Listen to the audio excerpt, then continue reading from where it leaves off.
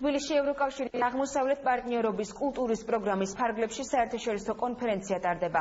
ტრადიციული რეწვის განვითარება საქართველოში, აზერბაიჯანსა და სომხეთში ერთიანი პლატფორმის შემუშავება.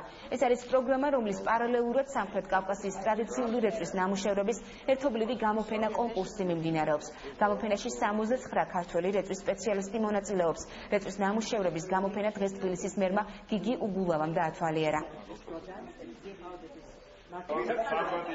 ევროპა პირველ რიგში ეფუძნება ტრადიციების პატივისცემას და ყველაზე მეტად ტრადიციებს სწორედ ევროპაში ცემენ პატივს და დღევანდელი კონფერენცია სწორედ ამის მათელი მაგალითია, რომ რეწვა, რომელიც ყველაზე მეტად ტრადიციულია სამხრეთ კავკასიისთვის, აღმოსავლეთ პარტნიორობის ერთ-ერთი მთავარ შემადგენელ ნაწილად არის წარმოდგენილი და მეორე მნიშვნელოვანი ასპექტი არის სწორედ რეწვის, ანუ ტრადიციული ხელოვნების ეკონომიკური დატვირთვა და ეკონომიკურად გამოყენება. კულტურისადმი მიდგომა ეკონომიკური სარგებლიანობის თვალსაზრისით არის უკვე აპრობირებული დასავლეთის ქვეყნებში.